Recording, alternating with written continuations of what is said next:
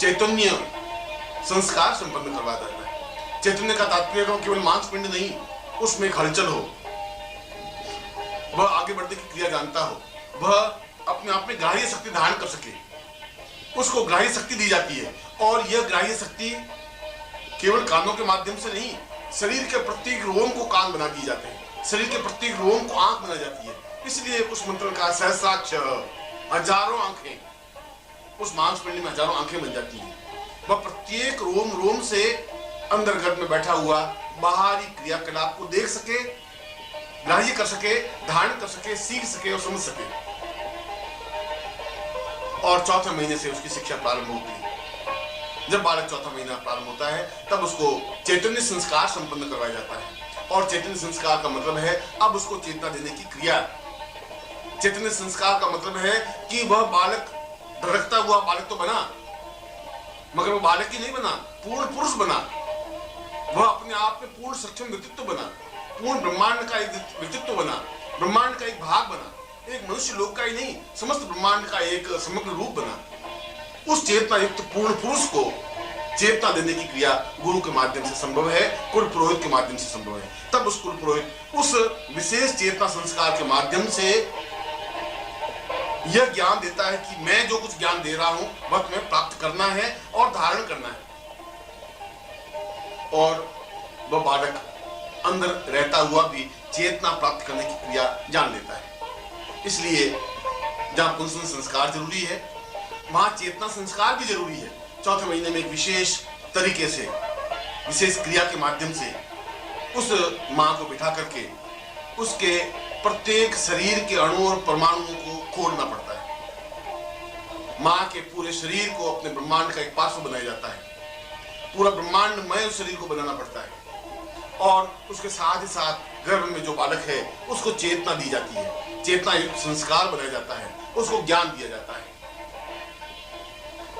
और यह प्रमाणित है कि यदि चेतना युक्त संस्कार देने के बाद या चेतना संस्कार देने के बाद यदि एक अच्छा गणितज्ञ बनाना चाहें तो उच्च कोटि के गणितज्ञ को यदि हम उस समय मां को जो कुछ कहें, मां सीधे बालक को ट्रांसफर कर लेती है।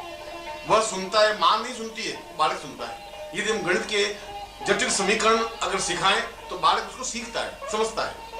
यदि एक भौतिक विज्ञानी अगर उसको भौतिक की सूक्ष्म रचना सिखाए तो बालक सीख लेता है। जो पैदा होने के बाद 50 साल में नहीं सीख पाता वह केवल 5 दिनों में भी सीख सकता है, यदि बाहरी कोई उच्च कोटि का व्यक्तित्व उसको समझाए, सिखाए। उस समय बालक को जो कुछ भी सिखाया जाता है वह बालक ग्रास्पिंग करता है, स्वीकार करता है, समझता है, सीखता है, क्योंकि वह शरीर के प्रत्येक भाग से, प्रत्येक अणु से, प्रत्येक रोम से सीखने की क्रिया कर लेता है। इसलिए चेतना संस्कार होने के बाद यह चेतना संस्कार भी 2 तरीके से होता है।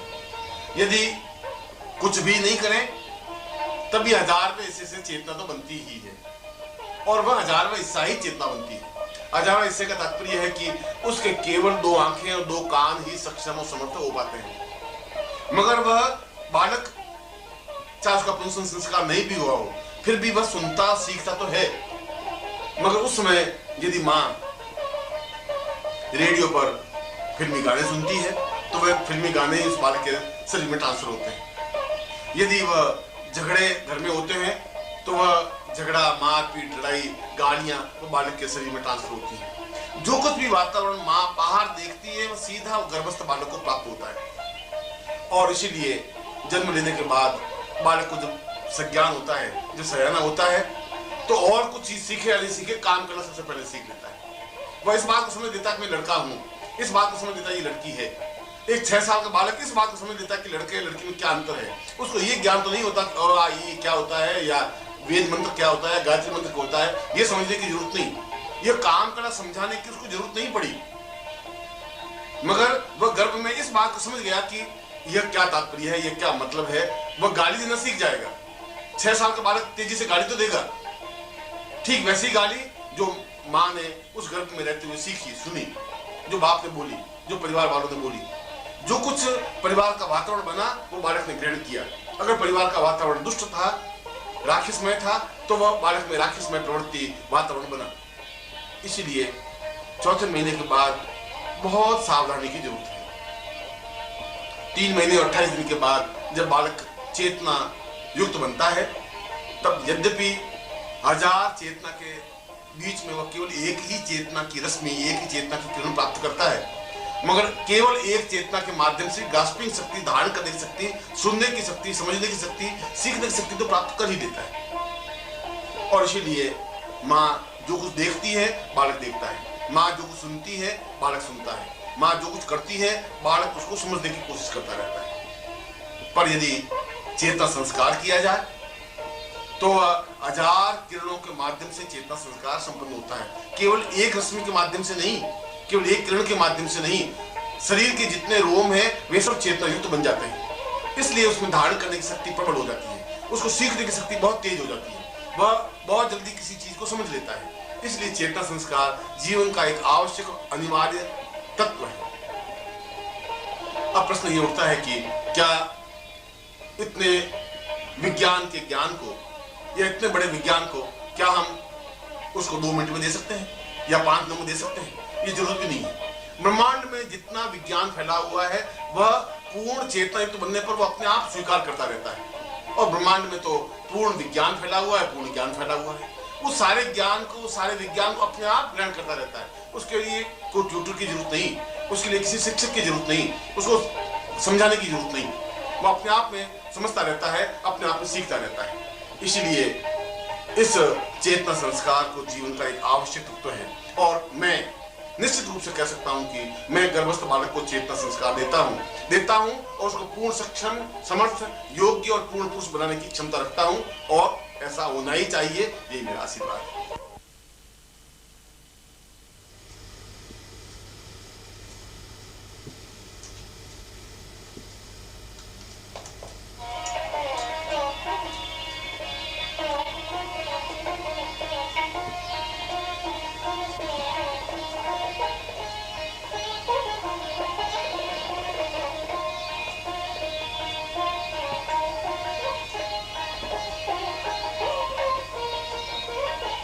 मैं गर्भस्थ बालक को चेतना देता हूं। यह विषय अत्यंत गूढ़, दुरूह और गोपनीय रहा है। इसके प्रथम भाग में मैंने इसके सैद्धांतिक पक्ष को विवेचन किया, और अब इस दूसरे भाग में सैद्धांतिक भाग के साथ साथ उस दुर्लभ और गोपनीय मंत्रों को भी स्पष्ट करूंगा जिन मंत्रों के माध्यम से गर्भस्थ बालक को चेतना दी जा सकती है, उसको ज्ञान दिया जा सकता है, विज्ञान में पारंगत किया जा सकता है, जीवन में पूर्णता दी जा सकती है, और उसमें वे सब विशेषताएं दी जा सकती हैं जो सामान्य मनुष्य के लिए संभव नहीं है। मगर इस दूसरे भाग को समझने के लिए यह अत्यंत आवश्यक है कि इसके पहले भाग को, जो मैंने ऊपर विवेचित किया, समझना जरूरी है। पहले भाग को समझने के बाद ही इस दूसरे भाग की उपयोगिता है। मैंने पहले भाग में स्पष्ट किया कि बालक जब गर्भ में 3 महीने 28 दिन का हो जाता है, तब उसका चेतना संस्कार संपन्न होना चाहिए। चेतना संस्कार का तात्पर्य है बालक की ग्राह्य शक्ति बढ़ जाना। चेतना संस्कार का तात्पर्य है बालक की धारणा शक्ति में वृद्धि हो जाना। चेतना संस्कार का तात्पर्य है उसे पूर्ण पुरुष बना देने की क्रिया को संपन्न करना। और यहां मैं पूर्ण पुरुष शब्द को स्पष्ट कर रहा हूं। संसार में जितने भी पुरुष हैं वे सब नर हैं। नर का तात्पर्य है जो अपने सदृश और पैदा कर दे। इस दृष्टि से बैल आदि पशु भी या पुल्लिंग संज्ञा से विभूषित पक्षी भी नर शब्द में ही आते हैं। यह कोई बहुत बड़ी महत्वपूर्ण घटना नहीं है कि अपने सदृश किसी बालक को उत्पन्न कर देना। महत्वपूर्ण तो इस बात में है कि उस गर्भस्थ बालक को पूर्ण पुरुष की संज्ञा देना, और जब पूर्ण पुरुष की संज्ञा दी जा सके, जब उसे पूर्ण पुरुष बनाने की क्रिया संपन्न की जा सके, जब उसे इस प्रकार की धारणा शक्ति दी जा सके, ऐसी क्रिया को चेतना शक्ति या चेतना संस्कार कहा जाता है। चेतना संस्कार व्यक्ति निश्चय ही अपने आप में नर शब्द से ऊपर उठकर पुरुष शब्द से विभूषित हो जाता है। पुरुष जो पौरुषवान है, जो क्षमतावान है, जो धैर्यवान है, जो हिमालय के सदृश ऊंचाई लिए हुए है, जो समुद्र के समान गंभीर है, जो अपने आप में अद्वितीय है, जिसकी पर्सनालिटी, जिसका चेहरा, जिसकी भव्यता, जिसकी चाल, जिसकी बातचीत करने की कला, सब कुछ अपने आप में निराली और अद्वितीय होती है। ऐसा पुरुष जो माँ जन्म देती है, वह माँ अपने आप में धन्य होती है। एक मामूली से बालक को जन्म देना बहुत बड़ी घटना नहीं है। पशु पक्षी भी एक मामूली से बालक को जन्म दे देते हैं। चिड़ियाएं, गाय, भैंस, बकरी, ऊंट, ये सब बालक को जन्म तो देती हैं, बच्चे को जन्म तो देती हैं, शिशु को तो जन्म दे देती हैं। मगर शिशु को जन्म देना एक अलग चीज है। और यदि हमारे पास ऋषियों की धरोहर है, और यदि हमारे पास ऋषियों की पूंजी है, यदि हमारे पास उस प्रकार के ज्ञान, उस प्रकार की चेतना, उस प्रकार के मंत्र हैं, तो निश्चय ही उन मंत्रों के माध्यम से हम उस बालक को पूर्ण पुरुष बनाने की संज्ञा दी जा सकती है या दे सकते हैं, और हम उनको समझा सकते हैं, बता सकते हैं कि बालक में ग्राह्य शक्ति, धारणा शक्ति कितनी तीव्र हो। मैंने अपने जीवन में इस प्रकार के कई प्रयोग संपन्न किए, और मैंने यह अनुभव किया है कि यदि गर्भस्थ बालक को पूर्ण चेतना संस्कार संपन्न कर उसे ज्ञान दिया जाए, ज्ञान का तात्पर्य है चेतना संस्कार से संबंधित मंत्र सुनाए जाएं, तो उसमें ज्ञान और विज्ञान का अद्भुत समन्वय हो जाता है। मेरे एक शिष्य थे जिनकी पत्नी बड़ी धर्मपरायण थी, और उम्र के 42 साल की अवस्था में भी उनकी कोई पुत्र नहीं हुआ था। मैंने यह प्रयोग उन पर संपन्न किया था, और उन महिला ने पूरे 21 महीने गर्भ धारण किया। मगर जब बालक उत्पन्न हुआ तो अपने आप में मुस्कुराता हुआ, स्वस्थ, तेजस्वी और आभा मंडल लिए हुए एक बालक उत्पन्न हुआ, जिसकी शोभा, जिसकी छवि, जिसकी पर्सनालिटी, जिसकी प्रकृति अपने आप में अद्वितीय थी। ऐसा लगता था कि जैसे वास्तव में दिव्यात्मा इससे गर्भ से बाहर अवतरित हुई हो। और केवल 5 वर्ष की अवस्था में वह बालक गीता पर इतनी श्रेष्ठतम टीका संपन्न करता था, इतना अद्वितीय प्रवचन संपन्न करता था। गणित, विज्ञान, भौतिक विज्ञान, रसायन और अन्य विज्ञानों में जिस प्रकार से वह बोल लेता था, ऐसा विश्वास नहीं होता था कि इस बालक को इतना अद्भुत और तेजस्विता युक्त ज्ञान है। किसी विषय पर बोलने की उसमें क्षमता थी और है। मेरे कहने का तात्पर्य यह है कि आज भी हम ऐसा तेजस्वी बालक उत्पन्न कर सकते हैं, यदि माताएं इस बात का निश्चय कर लें, यदि अपने पति की उनको अनुमति हो, यदि उनमें यह भावना हो, यह चेतना हो, तो निश्चय ही ऐसा पुरुष, निश्चय ही ऐसी स्त्री, बालिका या बालक उत्पन्न किया जा सकता है। और यदि बालक उत्पन्न हो गया है तो भी उस बालक को इन चेतना संस्कार से संबंधित मंत्र सुनाकर उसकी ग्राह्य शक्ति और धारणा शक्ति को बढ़ाया जा सकता है। इसका तात्पर्य यह हुआ कि यह जो मैं आगे धारणा शक्ति से संबंधित या चेतना संस्कार से संबंधित मंत्रों को स्पष्ट कर रहा हूं,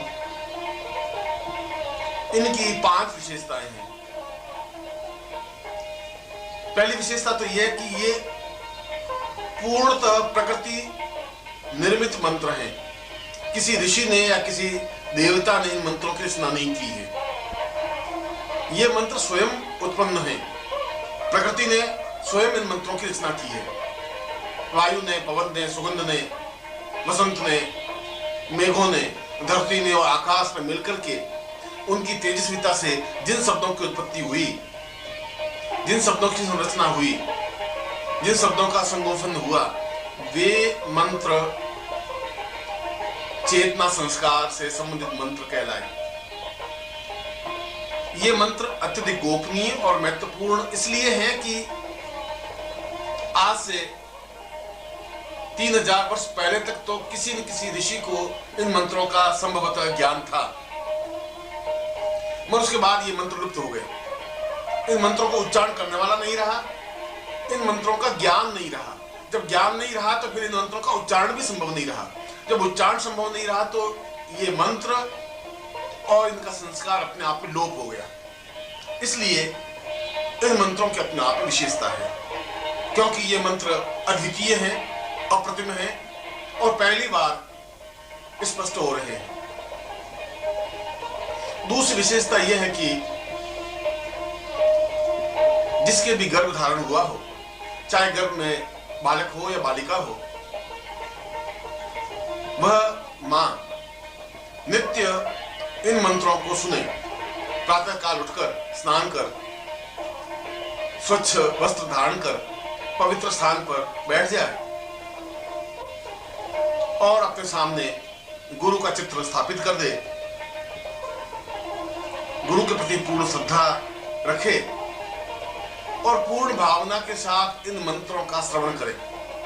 पूर्ण भावना के साथ का तात्पर्य है कि उस समय और किसी प्रकार का शोरगुल या आवाज पास में नहीं हो। उन मंत्रों को कानों के माध्यम से अपने अंदर उतारने की क्रिया करें। चुपचाप उन मंत्रों को 1 बार, 2 बार, 3 बार, 10 बार, 11 बार, जितना भी ज्यादा हो इन मंत्रों को सुने। इन मंत्रों की विशेषता यह है कि गर्भिणी मां के कानों से होते हुए सीधे बालक के हृदय पर स्पर्श करते हैं। बालक के रोम रोम से ये उसमें संस्कार